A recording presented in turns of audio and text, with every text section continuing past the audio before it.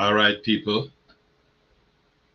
we are live for the Jamaica Mix. And this evening, we're going to take a look at the just completed 2025 election in Jamaica. We're going to take a look at the operation of democracy in Jamaica. We just completed the democratic exercise. And of course, like everywhere else, we like to pat ourselves on the back how well we have done. We have managed another election cycle, a change of administration. Well, it's not really a change. We voted in the incumbent, but the exercise was done without any violence and rancor. And of course, yes, that is worth celebrating. Granted, we are a small country, and that should, in my opinion, be a given, that we should be able to participate in this process without any kind of rancor, if you will. But be that as it may, so we just completed the election cycle. The JLP has been returned with a much reduced majority. They lost some 14 seats out of their legislature, and the PNP gained those 14, so they now have 28 out of the 63 seats. A 100% improvement on what they came to the exercise with, coming out of the 2020 election. So to a large extent, the People's National Party made out like a bandit. Having said that, the primary objective would have been to win the seat of government, and they fell short. Fell short by at least 28 and 4, 12. They had won an additional 4 more seats, they would have taken the government. But that was not to be. And so we want to take a look now at the whole democracy, the question of democracy. And we've been doing this thing for a while. It has been Jamaica's 15th general election. And so the question is that I'm posing out is, does democracy exist in Jamaica? And if so, does democracy benefit the Jamaican people? Now, we just to get a sense, of where we're going with this conversation, we want to take a look at democracy. Now, in general, let me just grab this here.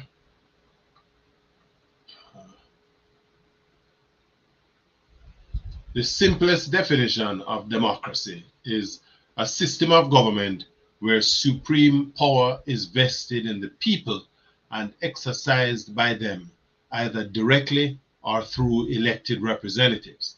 In simple terms, it means the rule by the people. And key features include free and fair elections, protection of individual rights and freedoms, and a government that is accountable to its citizens under the rule of law. Again, let me repeat that.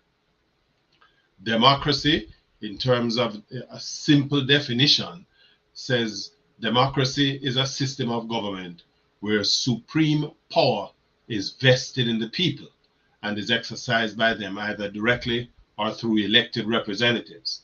In simpler terms, it means rule by the people, and key features include free and fair elections, protection of individual rights and freedoms, and a government that is accountable to its citizens under the rule of law. So, having spell that out. Is Jamaica, in the most serious sense, a democracy? Are we, or can we lay that claim to being a democratic country? Democratic country says, we vote in the elected rep. We elect our representatives through the ballot system, where um, each person has one vote. You vote for the candidate of your choice, and that candidate that passes the gate at the end of the exercise, that garners the most votes, is that representative. By extension, in the Jamaica sense, where we have multi-party elections, well, in this case, it's where the two major political parties, JLP, PNP, the party that ends up at the end of the election process with the most seats, that party forms the government, and the leader of that party um, becomes the leader of the country, meaning the prime minister. And so, against that background, and the background of the JLP's most recent win, they will be returned as government. Now, I'm not bringing any of the fluff that has followed the election into the conversation, at least not yet anyway. I'm just looking at how the process, by definition, is supposed to work. Now, we've been doing this thing for a long time, since 1962. And before that, we did have universal adult suffrage. We go back to elections of 1944, when the average Jamaican had the right to vote. And so each person has that opportunity to put an X beside the person, or the symbol that represents their party of choice. Now, while Jamaicans can, feel good that the election of last week was peaceful, and it has been. I come from a time when election was gunshot and people are duck and all kind of fear, and so we have come a long, long way since then, to a point where Jamaica can actually complete an election exercise, and nobody, from a political standpoint, actually lost their lives as a result of any violence, where we somewhere come to refer to now as political violence. No Jamaican lost their lives in this 2025 iteration. That notwithstanding, there were some issues. Now, again, let me say congratulations to both sides. Congratulations to the Jamaica Labour Party. They won. And while I have my own misgivings, they won the contest and have the right now to reoccupy the government for an additional 5 years. So the question now is, how has Jamaica benefited from democracy over the years? Now, remember, we have been at this thing now. This is our 15th edition of this exercise. We have watched the country grow to a point where its population now is it's flagging a little bit, 2.8 million. We are being told that we have a voters list with nearly 2,070,000 Jamaicans on the voters list. And according to that voters list, only about 39.2% of Jamaicans came out last week, Wednesday, and cast a ballot in the process. What does all of this mean for Jamaica going forward? Is there any serious case to be made that Jamaicans are not interested in the electoral process? Or is it that our overinflated voters list needs purging, and so it's never giving the right indication as to the participants in the process. These are some questions we want to look at, and if you're joining us wherever you are on Facebook, on YouTube, you can post your comments. I will read them on the thing on the program, and throw your questions. You are also welcome to call us at 954-274-8177 so we can have a brief discussion on some of those issues as well. Now, so let's go back to the voters list. So the voters list is contending to be overinflated. A lot of people dead, them don't take them off of the list. People migrated and them names still on the list. And it's there impacting the numbers. The question is, how do we deal with this? But a bigger question is the benefits of democracy. Now, as a consequence of selecting a government, that group of politicians now have the responsibility to run the country, to put the country in a position that in 5 years' time, it should be better than where it is now. In fact, that was the one of the central arguments that has been posited in the lead up to this most recent election. That is that the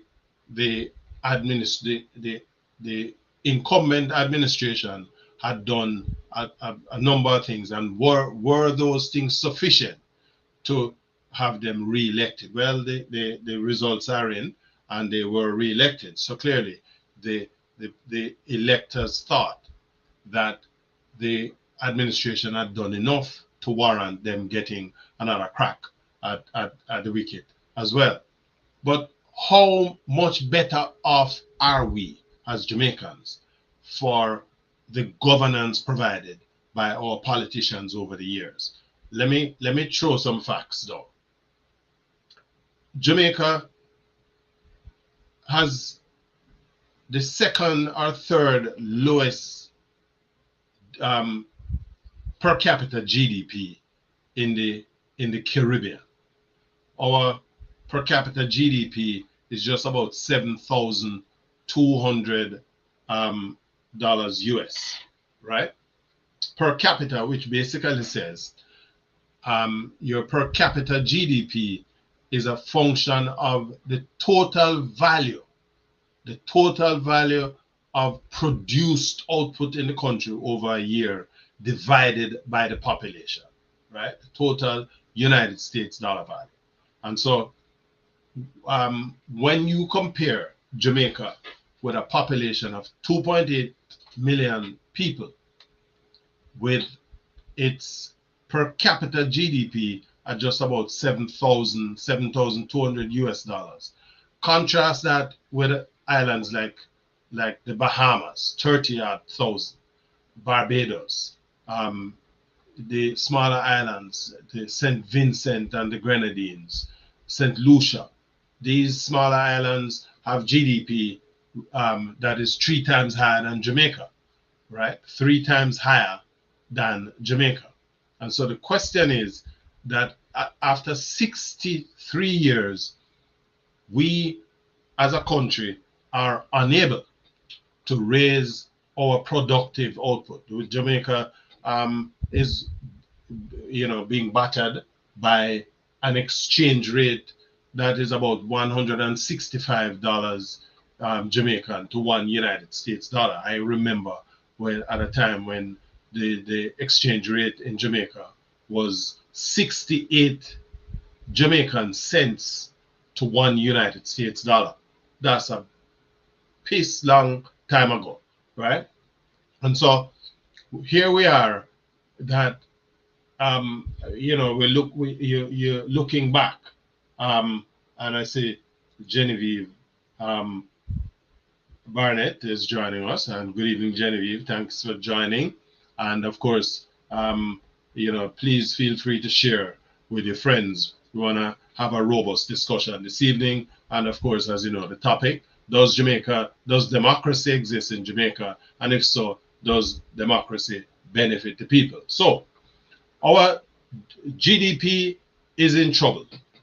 Our productivity, our foreign exchange rate is waffling $165 to purchase one United States dollar. What that is telling you is that as a country, we now produce nothing.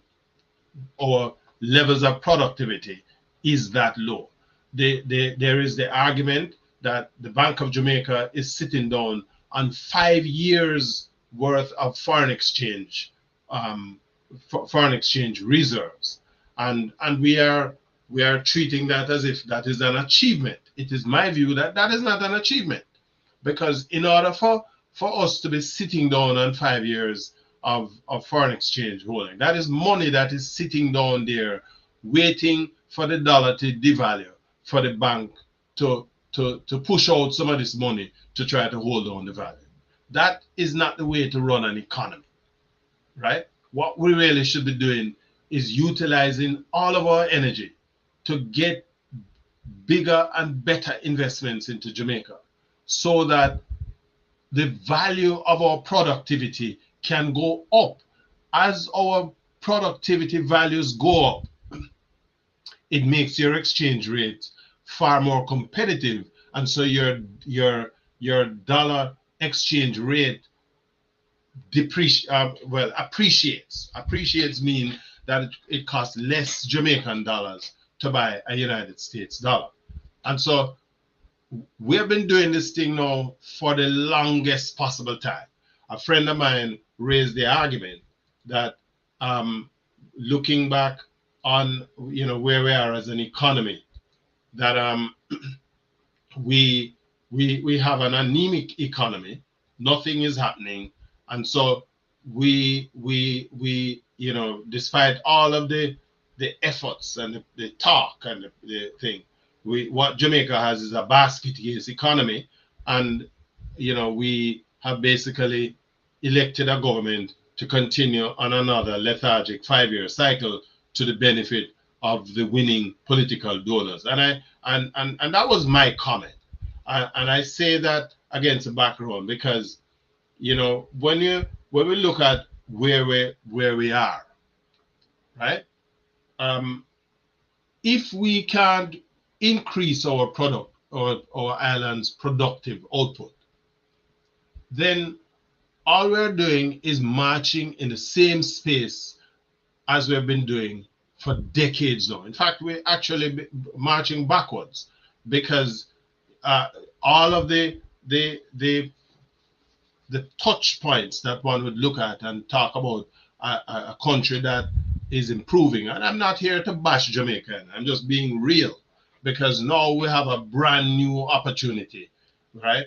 Come next week, Tuesday, I think they're swearing in Andrew Wallace as Prime Minister again. And so he takes that mantle, and after 10 years, we not accomplish nothing. In 10 years that the Wallace administration has been at the wicket, we have watched our dollar devalue from, I think, what was it, 113 to $165. Nobody not talking about that. And so where do we plan on ending up at the end of the next 5 years? One would think the government made all of these pronouncements over the years. I remember the 4 and 5, or 5 and 4. It was declared that when they came into office in 2016, that they looked at setting targets to grow the economy to 4%. The question is, how do you realize that level of growth? What are you doing to encourage the kind of growth that the country can seriously bank on? Because a big part of your growth or your productivity is tied to several other factors. For example, your workforce. Do we have the kind of workforce, or let me put it another way, is our school system producing the quality worker that the country is going to be able to leverage that person's skill sets to attract the kind of investments in Jamaica that will raise the country's GDP levels. We have a situation in Jamaica where some 82% of our high school leavers can pass 5 CSEC subjects, right? So only 20% or thereabouts of our school leavers are able to matriculate into a job or to go on to tertiary things. So these are some of the major factors that you have to look at as a country if you're serious about um, if you're serious about growing your economy. I see Shambi on YouTube making the comment, blessings, swearing means nothing, same old, same old. The only thing that is happening is growing their pockets. Very sharp comment there. I find it difficult to disagree with you, Sham, because it's just an indication of where we are. I also want to welcome Opal Morris Powell. Thing. So we're swearing in a new administration, and we're swearing in a new prime minister, and by extension, in another couple of days after that, a new cabinet. And so the question is, what does this mean for Jamaica? We have been accomplishing growth rates of between 1.5. I don't think we've ever done anything over 1.5% per annum. But when you consider that inflation is running you at 6 and 7%, it really tells you that we ain't going anywhere. So what is it that we are going to be celebrating with this new administration? Let me hear some of the comments again. Can't disagree with Sham B and our comment there, because the whole purpose is to move the country forward.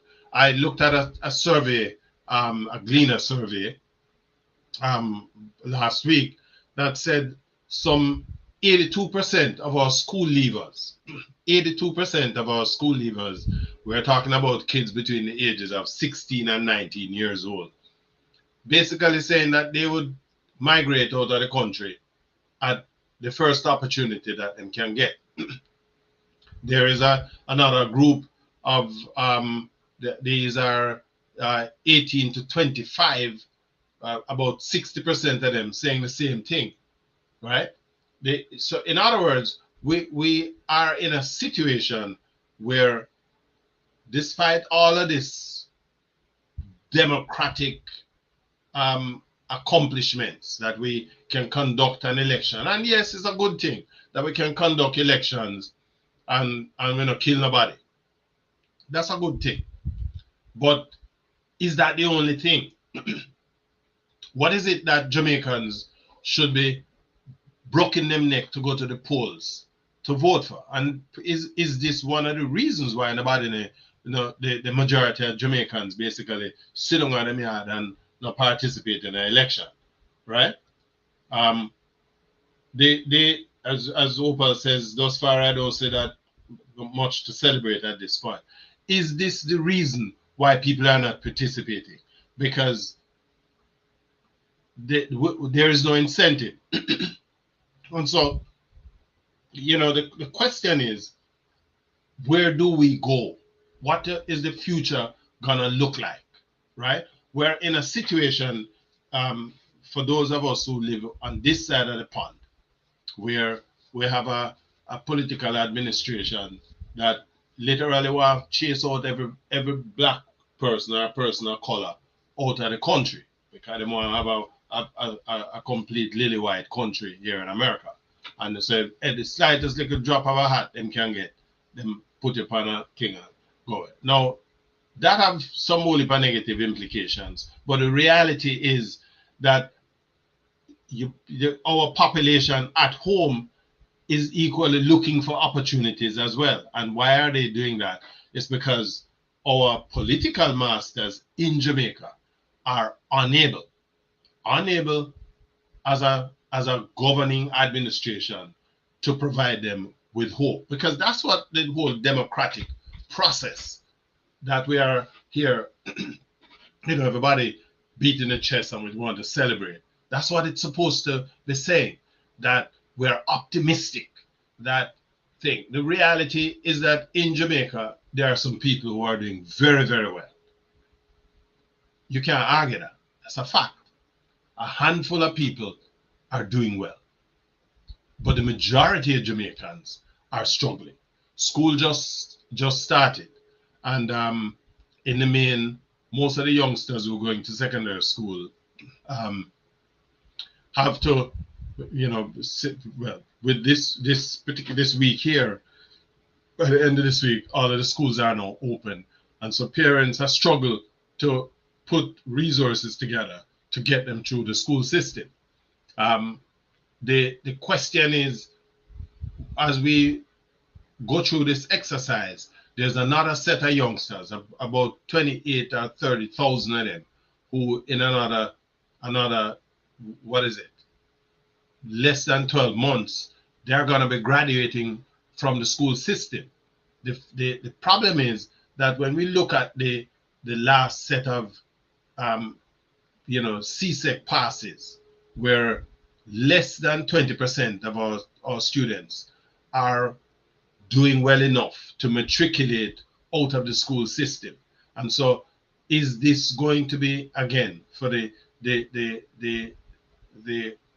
outgoing cohort, what is it that the country can expect from them?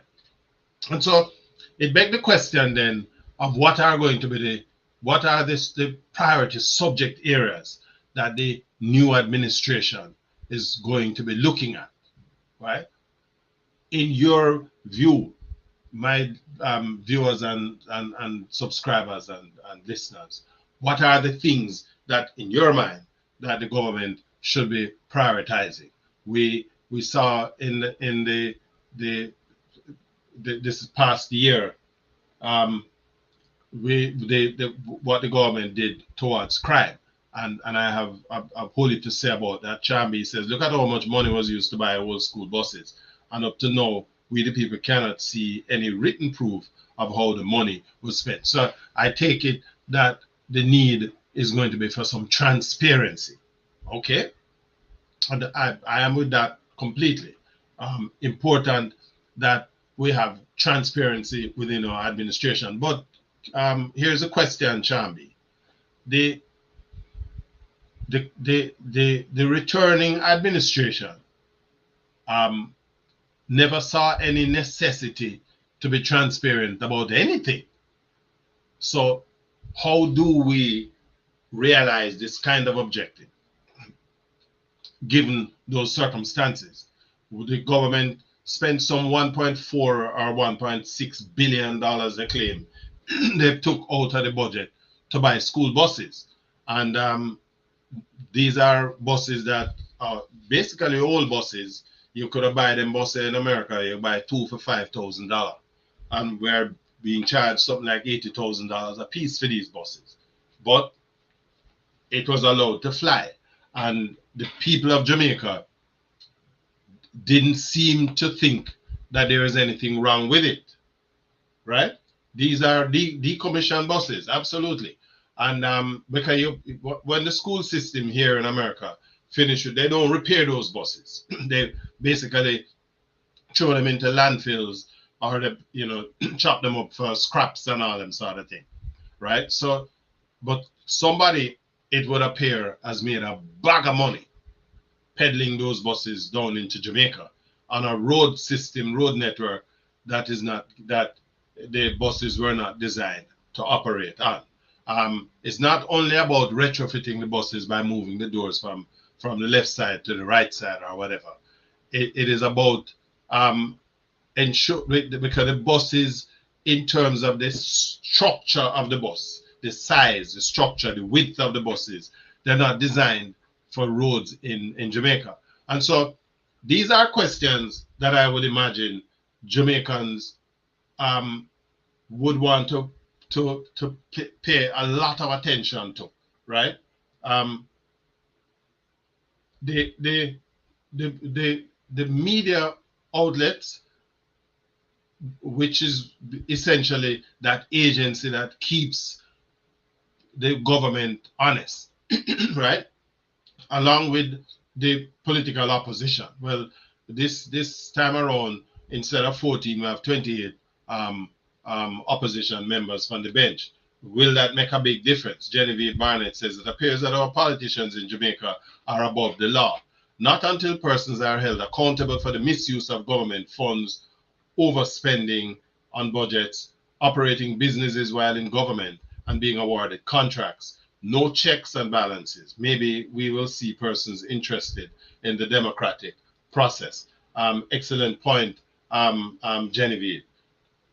We we have watched our institutions basically being trampled on over the years. A lot of people seem to uh, not have had a problem with the fact that we have a leader of the government, the business of government in Jamaica, the prime minister of the country, whose statutory declarations could not have been signed off on by the requisite authority. But Jamaicans don't see nothing wrong with that. So essentially, Genevieve, it looks like what we are getting is a government that we want for ourselves by our actions or non-actions. We get the government that we vote for, right?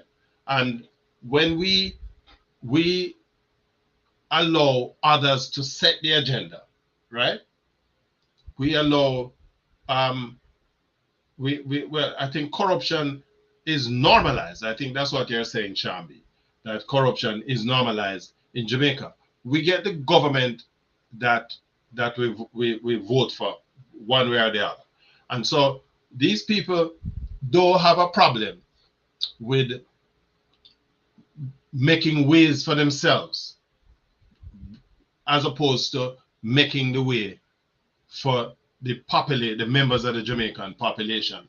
We're a small country, very limited resources, but as long as we don't have these institutions, for example, the Integrity Commission is of no value to to the country if it has no teeth. If people are, well, first of all, you can't even, an allegation is raised, an investigation is conducted. There are some 10 or so people whose statutory declarations are subject to the same issue as with the prime minister. And we have completed a new election cycle, right? Elected the same administration who was complicit before, as if nothing is wrong. So essentially, what the exercise that Jamaicans did, participated in on Wednesday of last week, is essentially to basically tip them hat to corruption, to to to lack of transparency. That's essentially what we did last week. Listen, I can go back to the 1990s when the World Bank made an observation that what we do in Jamaica um, is that we move money that is intended for social purposes to run the country, and we move it into the hands of people who are connected persons, which is why I made the point in my Facebook post earlier this morning that Jamaica's basket case economy continues on another lethargic 5-year cycle to the benefit of the winning political donors. The only person who were successful in this current this most recent election is the donors to the political, to particularly to the winning political party. They are the ones who are successful because they all of the targeted activities, productive activities of the government benefits a handful, a very small group of people. And what they are getting is return on their investment. How does the vote impact the little man within the community? How has the life of the average Jamaican voter who live in a Cockburn pen or in a Waterhouse or Mountain View, how has their life been in respect of the first 5 years of this administration, the second 5 years, and what is it that they're expecting? How much better off do they plan on being? Are they better off than they were 5 years ago or 10 years ago? And I would like to say, I can jump the gun and say that the answer is no. But the point is, Jamaicans still went out and voted hand over fist to return the administration. Now, we have another problem in terms of just again, because we have to select a government from a political party, and I hear all kind of people talking about put in independent voters. The way our political process is structured is never going to be set up to accommodate independent voters to be elected as representatives of the population. It's never going to happen, right? Not unless we have a significant re-education of the people of Jamaica. So the issue that we have here is that on both sides of the political divide, we have two sets of guys, because them are we, our Jamaicans. I know somebody come from Mars or wherever. They're Jamaicans, just like take Jamaican people who are putting themselves up for politics have no interest in bettering the stock of the people who support they require to vote them in. What they're in it for is for themselves, right? Politics is about, in fact, some years ago, a friend of mine said to me that I couldn't be admitted to any one of the political parties in Jamaica. And I said, why he said that? He said, because you buy into the principle of collective responsibility. In other words, Rema says, when the party have a vote en bloc around something where you not agree with, right? No party now go encourage you in them organization, because in a politics, even if you not agree with it, you have to vote with the party, right? And so that is the problem that we're having in Jamaica, where the people who are putting themselves up, or we put up to represent us, they're in it for themselves. The question we need to ask ourselves is this, and forget about the big salary increases. Let's just talk about somebody goes into politics. Opal Morris says they don't for policies that will be beneficial to them. They're too steep in the tribalistic politics. Our politics is tribal, right? And that's what my friend said to me. And this man was a deputy general secretary of one of the major political parties. And this is the man I'm going to school with. And him say, Blackfoot, nobody now bring in a party because subscribe to them kind of thinking, right? So the politician is in it for himself. The question what we need to do is to look at each politician and say, all right, so when you come in politics, how much money that you did have in your bank account, right? How much house you have and car and them sort of thing. And so after every year we will do an assessment, and we need to make them information public, right? The current administration now, who is now going to be incoming, they are about trying to deprive John public of access to this kind of information. A politician shouldn't be a job. where you take forever. You're a politician for 40 years. A madness that. Absolute madness. Politician, you should have term limits. Maximum you can do a 2 term in a politics. 10 years. Right? And if you do 1 term now and your party lose the next term and you still win your seat, after that you can't run again. Somebody else have to come in. Right? The only way we can get to a position, in my opinion, where politicians are going to work for the benefit of the people of Jamaica is if A, there are term limits. So no politician can serve more than 2 terms. Rather than serve it consecutively, right? Or what, but the maximum you can do is 10 years as a politician. Whether you win government, yes or no, right? And so what we do then is set up a standard that allows the best people to come into politics to serve the people of Jamaica with the understanding that after 10 years them gone about them business. And when they come in, we're gonna pay them good money. If you want to pay them $50 million a year, I don't care. Because if after when we audit you per year $50 million a year salary, if you can't show me when we do this audit, you show say you have X more than what you're supposed to have, right? My thing is a prison you forgot.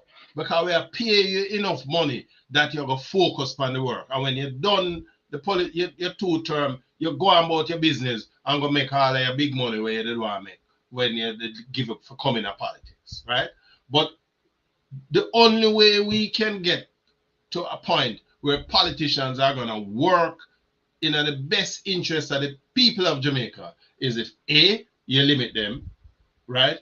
B, pay them properly. So me not have a problem with politician and make good pay, you know, because if him take a sweetie, if a politician go to the street and a man buy him a drink, right?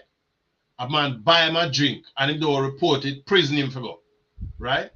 Prison. No gift. No politician is supposed to take no gift from nobody. You're not supposed to get no plane ride from nobody, get no hotel room from nobody, because your job, we are pay you enough. We are give you a car for the time. You get 2 cars. First 5 years, you get a car. Second 5 years, you get another car, right?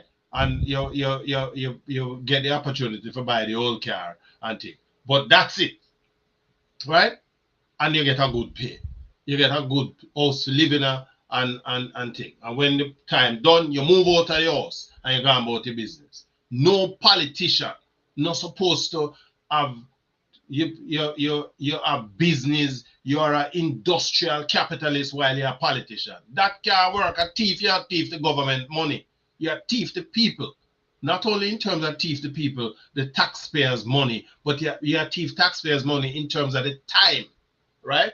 Politicians is a family heirloom. Well, we see it in a St. Thomas with the Charles family, right? We pass down the political role from one. I think most of the entire family of Charles, Colonel Charles, all I'm picking them in a politics. Anything can go so, eh? These are the things, the kind of nepotism that is killing Jamaica. So, to go back to the original question. Does democracy, the kind of democracy that we practice in Jamaica, does it benefit the country? And my answer to that is no. It benefits the politicians, right? We are basically bringing back the current, the previous administration thing. And I don't have no problem with that, because them win. Them go to the electorate and the electorate vote them back in, right? It does speak to how we think, but to a lot of Jamaicans, the wholeness administration could do no wrong. And they have every right to feel so, right? They have every right to think so, because, that's people support them political side. But the reality, the question is this the best thing for Jamaica? So what we need is reforms. We need to reform our democratic process. We have a situation where you have a vote. In fact, there is some cloud over over over the oldest seat, right? Um, that bears Chamby's argument question here about the questionable winning, right? Um, Sham, my thing is the people go out there and vote. In the absence of the People's National Party, who is their opponent, have a responsibility if they believe that there is skullduggery to use the system and challenge it. But I think most importantly, though, what is lacking in Jamaica is political education. Um, I think we have not done a good enough job to educate people as to how our political process works to the benefit of the population, not just because to how it benefit the political party. We're talking about making sure, right? Genevieve says the law in Jamaica appears to have no teeth. Not until they're arrested and charged will the chain be broken. um, and that's a problem. We have laws on the books that should be able to protect the country against situations like these. But again, a big part of these laws, these laws are made by the same politicians, right?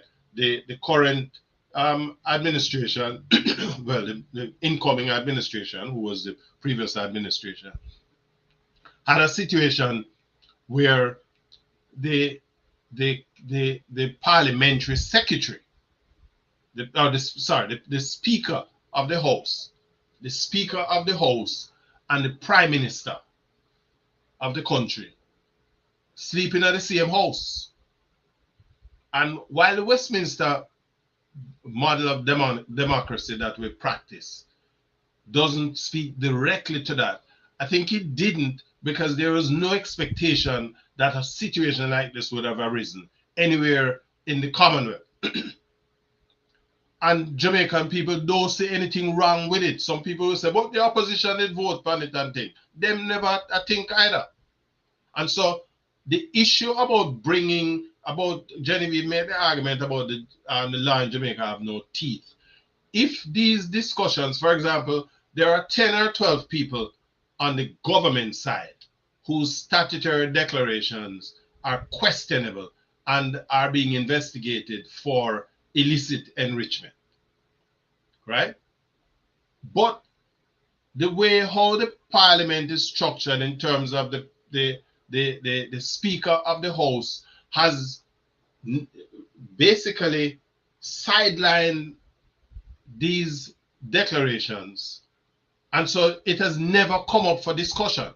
And so the country went through 5 years of an administration where these charges are made, and this is corruption, plain and simple.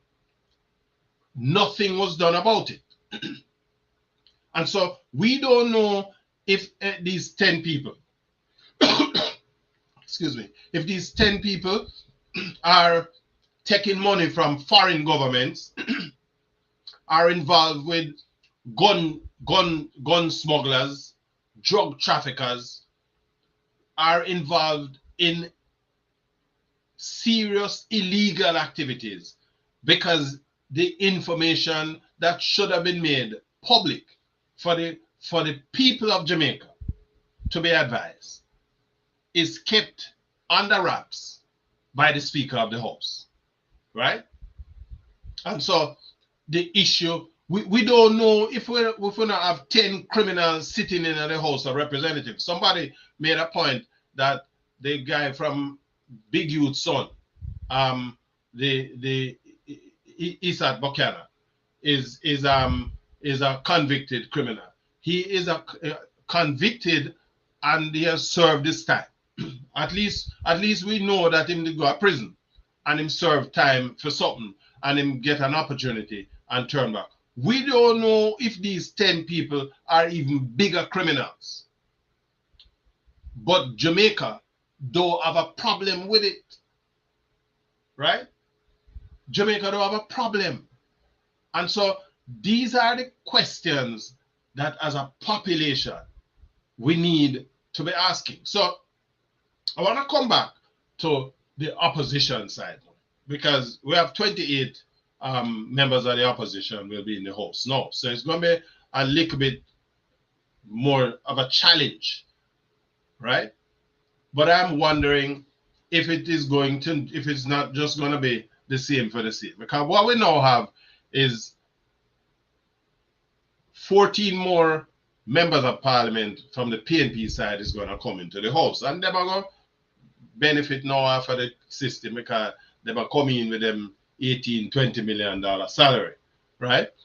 And one wonders if these people are in it just for the money and the frills.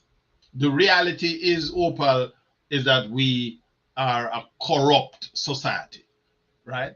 And so, me now think, I would love to be optimistic, right? I would love to be optimistic and say that I am anticipating that there's going to be transformation. But I think that will happen when God comes, if there is such a thing, right? Because I don't see it happening. We are going to be just continuing. We have a prime minister who is moving some $400 million across different accounts, and the system don't see nothing wrong with it, right?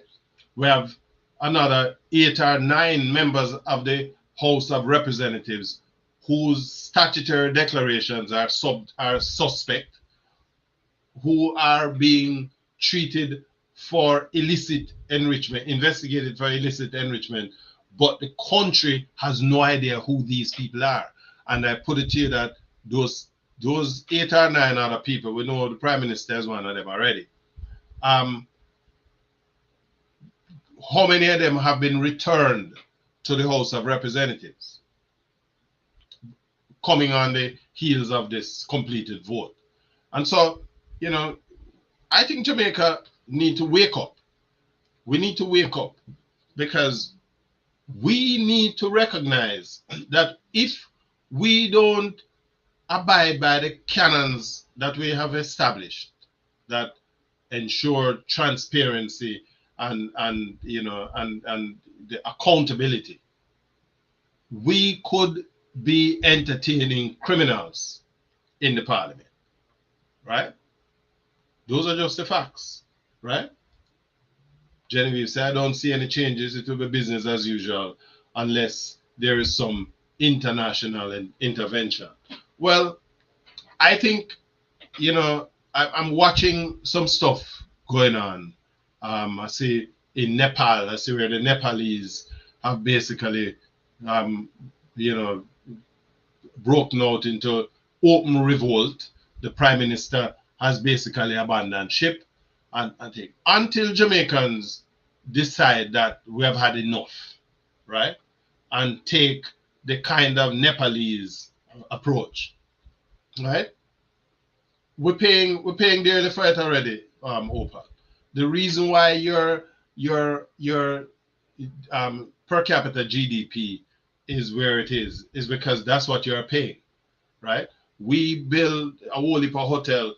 My sense is we want to look at some of these guys who, for example, in Kingston and St. Andrew, you can't, Jamaica the other day, I go for champs, I'm last because the whole heap of construction where I go on, me last, the amount of high rise and some road that I usually know, I don't remember them again, right?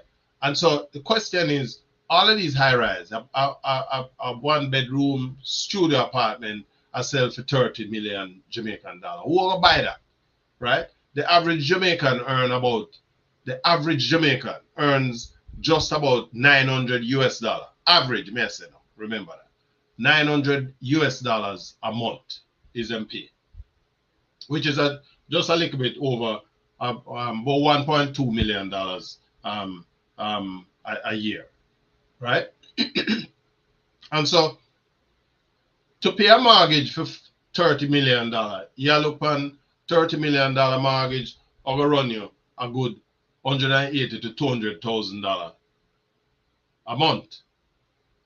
You can't pay that the kind of mortgage on a 800 or 900 US dollar a month salary. So the question is, who will make them kind of money there?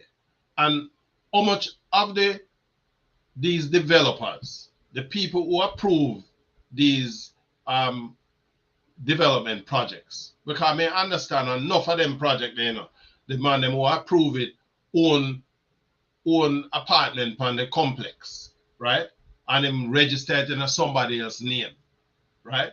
So a handful of people in Jamaica is making a piss pot load of money at the expense of the members, of the general population, right? That was Jamaica over 20 years ago. Jamaicans now have to fight, now have no fight in them anymore. We just take things for granted. Genevieve can't disagree with you with that, right? Right? As to talking about that, the Prime Minister, no, but 32,000 a week, Chambi, is for Tuesday $126,000 a month. So that have a minimum wage. That a minimum wage, right? And that's a whole different discussion as well, because the issue about paying minimum wage is going to have to be looked at against. Remember, who earn minimum wage in Jamaica? Minimum wage is that level of wage that, let me see, 900 times 165 is $148,000, $148,500 a month. So the average Jamaican is currently earning that. This proposal of a 32,000 a week is being proposed over 2 years. We don't see that ever happen. Because here's the problem. A minimum wage means that the person who, when we live in Jamaica, may have a helper. May have two helpers. May have one with it full time, then it 5 days a week, live in, and she, you know, and then she go home a country and come back, right? So, and then may have a day's worker who come in 2 days and she do like the house work, the heavy cleaning or something like that, right? Now, are you the householder have to pay that the $32,000 a week, you know? So if you now get bigger pay, right? You can't pay nobody 32,000. So what that means, the people them who work in a liquor shop, them wholesaler, supermarket, cashier, security guard, right? What the man them say is that we're gonna pay on 32,000 a week. The question is, don't be surprised when you go in a supermarket when that the $32,000 come in. Is that instead of 10 cashier, you only have 4. So you have to spend a longer time in a supermarket to get service because the supermarket can't pay. The people who pack the shelf in the supermarket, you better you know see no more goods on the supermarket shelf because they can't afford to pay the merchandiser them to pack the shelf, right? The little man who come cut your yard, when him done cut your yard, him want at least, when him say more want is about $7,000 a day to cut your yard, right? So a lot of these people are going to end up losing their jobs. A lot of small businesses are basically going to be closed.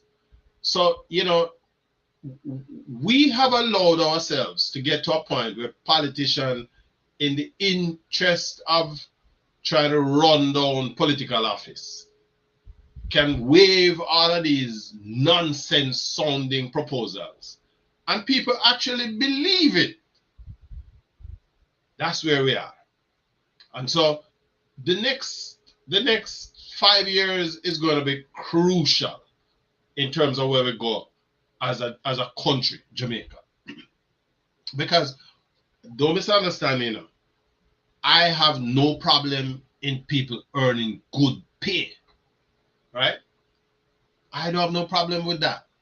The problem is you have to have the economic activity out there at the level that will allow you to pay people at those levels. So if you are running a wholesale, and let's say you are turnover $5 million a year, some good numbers, $60 million, $5 million, I'll make it easy. $2 million a month is your sales, right? What it means, is that in order for you to raise your pay scale 100%, you have to double and triple your sales, because remember, is the profit on the sales that is going to pay these expenses. And I don't see the level of economic activity. If you can't grow the economy better than 1%, how the backside you're going to then talk about increasing minimum wage by 100%, because your minimum wage earners is almost 30% of your wage earners in the country. 30% of Jamaicans earn up to the $15,000 or $16,000 a week, right? Do the math. That's what, $94,000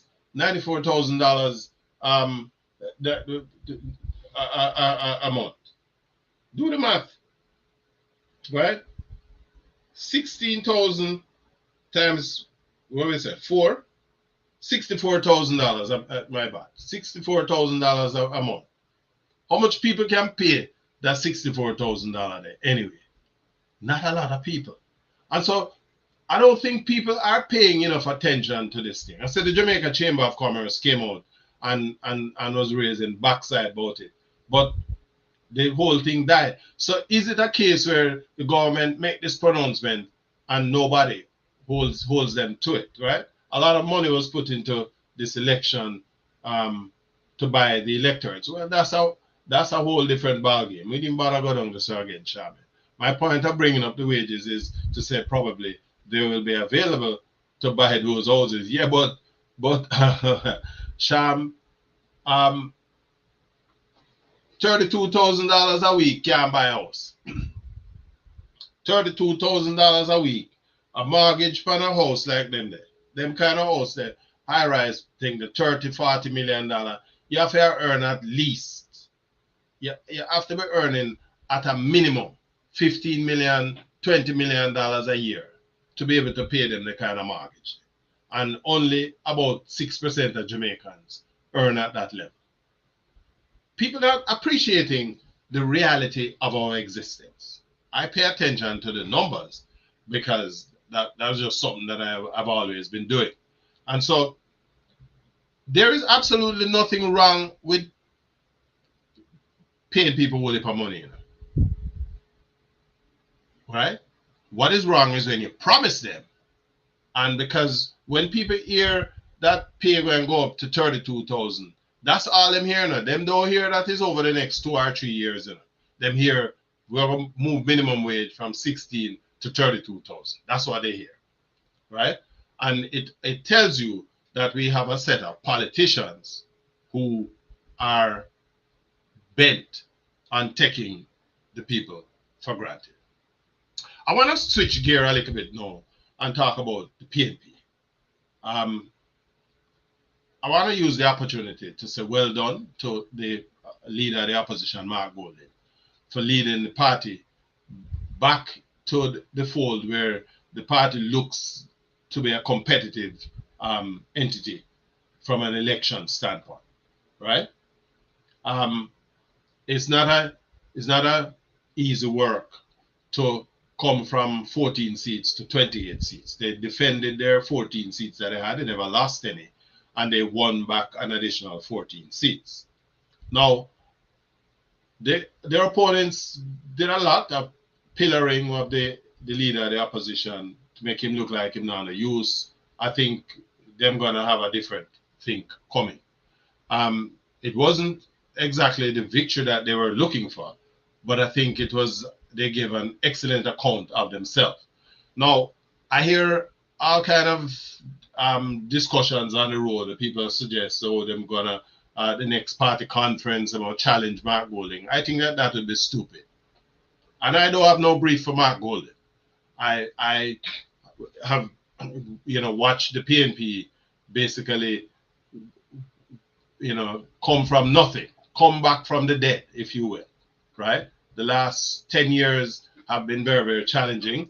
The country need to have a strong political opposition, and 28 seats put the PNP in a position where it can provide a strong opposition. I believe, though, that the PNP need to use the next 3 or so years to identify some quality young people who have good leadership skills, right?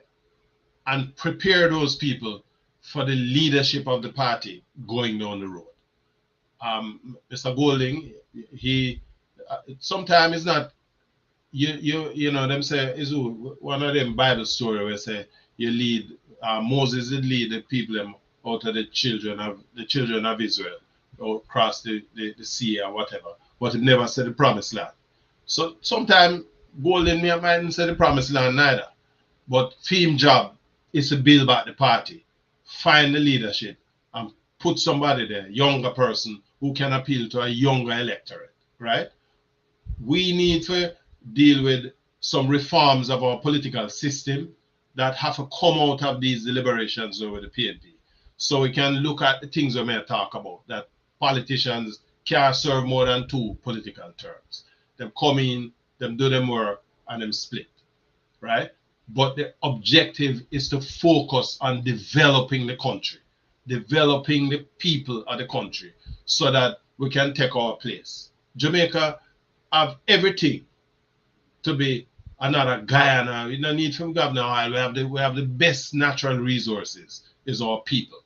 And all we need to do is to invest in developing our people. But you also need leadership who can lead by example, right? Sham said they have those people in the party already. Well, good to know. We now need to single them out and put them into the kind of space, because that's what is going to be to change Jamaica, to change the trajectory that we're on. We have to do it from we need leadership that is going to operate by example, right? So that when a man look on you and see that you articulate, not only not your mouth and move on you, but the way you live is a function of the way I say is a function of the way you live. And so people are, prepared to give you them support along that basis because you care. So my thing is it's about building, right? The country not belong to Andrew Holness and Mark Golding. It belongs to the people of Jamaica. And the responsibility of the people of Jamaica is to create the kind of socio-political structures that is there to provide for the guidance and the development of the people of Jamaica, right? We have a team of athletes down in a Tokyo there, our run at the World Championships. We have been, dominating track and field from as far back as 1948. A long time I did this thing, almost 80 years, right? And so, who are these people? They are our youngsters, 19, 20-odd year olds. This is where our best potential lies. The youngsters were in the high school system, the primary school heading to the high school system. We have to make that investment. But these are youngsters that are going to need leadership. Leadership that we don't need leadership where palaver in your Clark's booty and your whatever. But people who say what they mean and do what they say, right? People who are not in it for themselves, but will provide the guardrails that every other Jamaican who come behind them is doing, is able to accomplish something, you know. So we we need to do a lot more. Agreement, culture, entertainment, sports. We need to do a lot more. I said Babs Grange, the amount of things that the government said they're going to do in the next couple of years, they're going to build a new stadium over the old stadium, all kind of things. Our reality is that our best investment, Jamaica has failed. After the 1970s, we stopped investing in our people, and we have to return to that, right? We need to spend more of our tax dollars on educating our population, pay our teachers so them stay in the classroom, right? Pay the school them properly so that them have the guidance counselors, etc., and the teaching cohort that will build the youth them better. That's the kind of Jamaica may I look forward to. Are we able to look to the current incoming administration for this? We don't know, but we're going to do our damnedest to try to hold them to all of this, right? I want to leave you upon a little quick note here. You know, unless you live under a rock, you would have been shocked with the shooting of this guy in America. When was it? The day before yesterday, it was. And they, you know, it was tragic to watch it. But this is what America is. America is one of the few countries in the world where assassination is the way they make changes, right? They practice that for years by assassinating the leadership of other countries down in the Caribbean and the Americas, especially in the 60s and the 1970s. But this is a practice that them do that with their own political system. Intolerance, that's just what it is. You know, it's tragic, but what is it more tragic is that you would think that this guy, them gonna put him up on Mount Rushmore. This is a man who have no tolerance for anybody who is not white, Christian, who no tolerance for people who are different, you know, and so the kind of rhetoric that he believed in, he paid that ultimate price. I'm not going to tell you that I'm sorry for him. Sorry for him family, who, you know, but you know, that is the kind of culture that as a human being, there's no way you can support the kind of thinking, right? Somebody who basically had no respect for anybody who don't look like it. And, you know, it was tragic to watch it. But, you know, this is America. We just, you know, hope that we see what's happening in Mandeville, where this big shooting a couple of days ago as well. And I'm curious as to where that guy got that kind of gun from. How did he come by nearly 500 rounds of ammunition? You know, there are a lot of questions that the police need to get answers for. But we seem to be so adept at, you know, every time somebody rise up a gun, instead of you try to find out where and get it from, we're going to decide to kill them. And it make you wonder if the killing is to cover up the source of these guns. Jamaica don't make gun.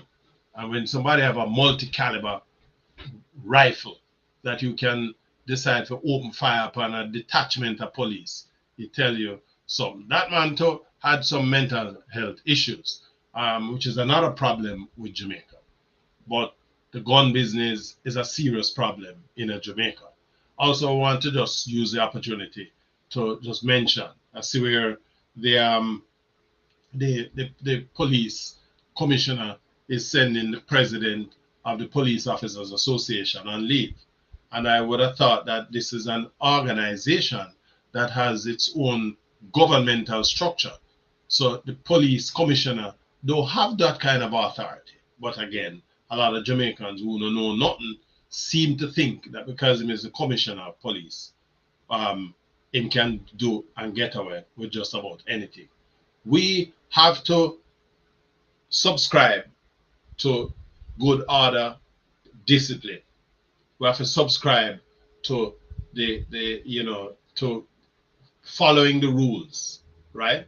The fact that you are the police commissioner don't mean that you have the right to go in and interfere with the structure of an organization that has its own government structure. But again, I see where the court has intervened, and hopefully they will resolve that. As one man was trying to justify that there is some fraud investigation at the POA, I wanted to remind him that only the police commissioner those rights to get involved with it. Police commissioner is out of order, and let's see what the court, how them resolve that in the court system. That's all the time we have for this today. I see people saying here Babsy need to resign. Babsy should have resigned about 10 years ago. Nice lady still, but I don't think she's the best person at this point in time to run the Ministry of Sports and Entertainment and so on.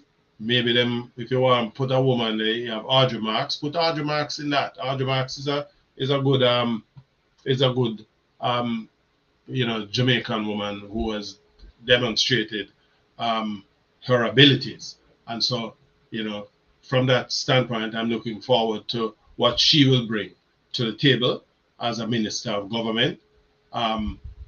Genevieve says authoritarian tactics seen in our government as well. The POC is out of order. Absolutely, the Commissioner of Police is out of order. You can't interfere. You see, sometimes some people just get too caught up in themselves, and I think that's what has happened. Police commissioner has been on a roll, and I believe that gives him the power to just slide in and anything where him say, I hate that. And I say, go. Jamaica is a country of laws. It's up to you guys though, as the voters, as Jamaicans, to hold them thing. Me, I'm going to do my piece with this program here every week, and we are going to keep them on them toes. Thanks again for joining. I know you guys have other options. This evening, the World Championships start. Go get your flag, put on your colors, and cheer Jamaica. One Jamaica, we say. Big up yourself.